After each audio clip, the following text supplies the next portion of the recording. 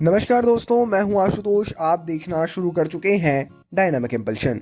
आज के इस वीडियो में बात होगी 9 अगस्त 2026 के करंट अफेयर्स की। और ज्ञान को अधूरा नहीं छोड़ना चाहिए, इसलिए अंत तक जरूर जुड़े रहिएगा। हम शुरू करते हैं आज के इस वीडियो को। तथ्यात्मक जानकारी है, परीक्षा उपयोगी है, इसलिए थोड़ा अच्छे से देखिएगा और नोट्स वगैरह आप साथ साथ में बनाते चलिएगा। साथ में आने वीडियो समाप्त होने के बाद में फिर जो है सारी स्लाइड्स में प्रॉपर नोट्स दिए गए हैं। अब आप अपने हिसाब से उसको बना सकते हैं। शुरू करते हैं पहली जानकारी के साथ।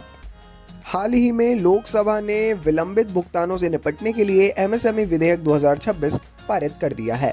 सूक्ष्म लघु एवं मध्यम उद्यम यानी एमएसएमई विकास संशोधन विधेयक 2026 को राज्यसभा से पारित होने के बाद लोकसभा से संसदीय मंजूरी मिल गई है। इस विधेयक का उद्देश्य भारत में लघु एवं मध्यम उद्यम यानी एमएसएमई क्षेत्र को प्रभावित करने वाले प्रमुख मुद्दों में से एक है विलंबित भुगतान। इसकी समस्या का समाधान करना और लघु व्यवसाय उद्यमों में विवाद समाधान और तरलता को बढ़ाना है। कहीं ना कहीं ये जो टॉपिक है ना, एमएसएमई अपने आप में राष्ट्र इकोनॉमी के लिए, नेशनल इकोनॉमी के लिए एक बहुत इंपॉर्टेंट रोल प्ले कर रही है अभी, है ना। तो इसके अंतर्गत जो है विधेयक भुगतान विवादों के त्वरित समाधान का प्रावधान करता है और उन मामलों में कुल ठेके की राशि का कम से कम 50% भुगतान करने का प्रावधान करता है जिनमें निर्णय को चुनौती 6 महीने या उससे अधिक समय से लंबित है। शुक्रवार को लोकसभा ने विपक्षी सांसदों के विरोध के बीच विधेयक पारित कर दिया। सदन की कार्यवाही जो है वो स्थगित वगैरह हुई, वो ठीक है, वो बात है, मगर ज़रूरी है समझना एमएसएमई के बारे में। एमएसएमई मंत्रालय है विशेष एक, उसका अलग। एमएसएमई क्या होता है और ये विधेयक क्यों ज़रूरी है, ये टॉपिक्स इंपॉर्टेंट हैं। आगे बढ़ते हुए अगली जानकारी। हाल ही में जीवन रक्षा पदक प्रदान किए गए हैं सिलक्यारा बचाव के 12 रेड माइनर्स को।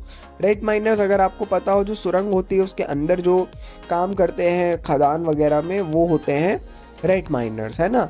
केंद्रीय सड़क परिवहन और राजमार्ग मंत्री नितिन गडकरी ने सिलक्यारा सुरंग बचाओ अभियान में असाधारण साहस और निस्वार्थ सेवा के लिए 12 खदान श्रमिकों को सर्वोत्तम जीवन रक्षा पदक से सम्मानित किया।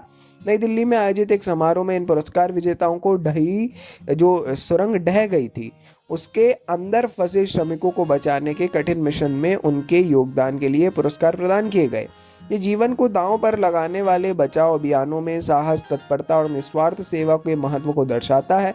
सर्वोत्तम जीवन रक्षा पदक से सिलक्यारा सुरंग में बचाव अभियान में भाग लेने वाले 12 श्रमिकों को नितिन गडकरी द्वारा सम्मानित किया गया। सड़क परिवहन और राजमार्ग राज्य मंत्री हर्ष मल्होत्रा और कुछ अन्य वरिष्ठ अधिकारी इस कार्यक्रम में उपस्थित थे। ज़रूरी है इसके बारे में समझना भैया, ज़रूर इसके बारे में जान लीजिएगा थोड़ा सा। रेड माइनर्स एक अपना बहुत बड़ा टॉपिक है, उसको भी पढ़ सकते हैं। आगे बढ़ते हुए, भारत ने ओडिशा से अग्नि 4 बैलिस्टिक मिसाइल का सफल परीक्षण किया है। हाल ही में ओडिशा के चांदीपुर स्थित एकीकृत परीक्षण रेंज, आपको मालूम होगा चांदीपुर में एक बड़ी एकीकृत परीक्षण रेंज है, उसमें अग्नि 4 मध्यम दूरी की बैलिस्टिक मिसाइल का सफल परीक्षण प्रक्षेपण किया।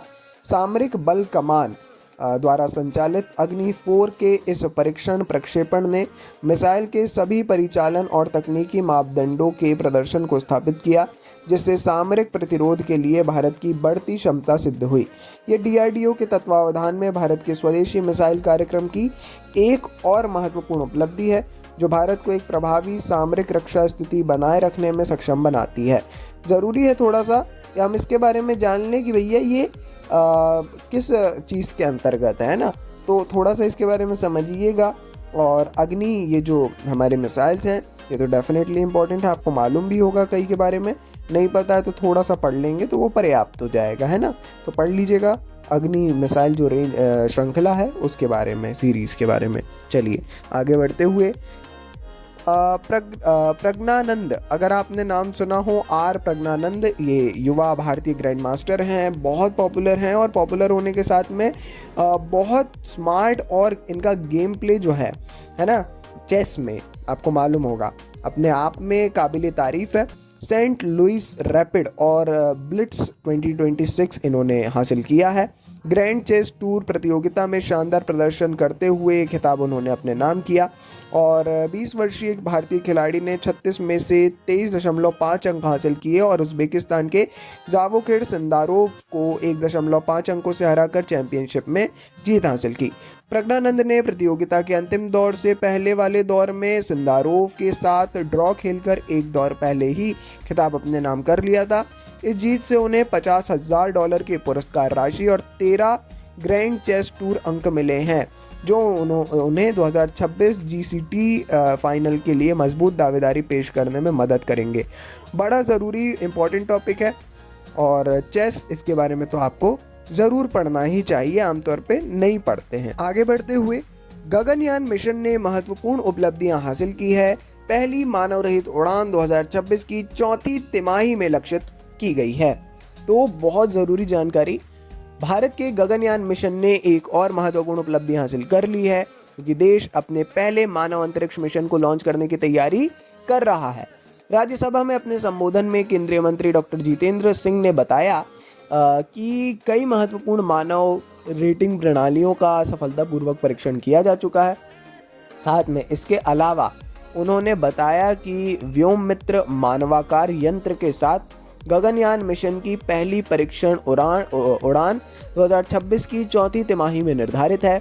भारतीय अंतरिक्ष स्टेशन की तैयारियां जारी हैं, जिसे 2035 में लागू किया जाना है। बड़ा ज़रूरी है, इम्पोर्टेंट है, समझना होगा, जानना होगा। अगर इसको अच्छे से जान लेंगे तो बहुत अच्छी चीज़ है, क्योंकि साइंस एंड टेक में अभी इंडिया का सबसे बड़ा हॉट टॉपिक बना है गगनयान मिशन।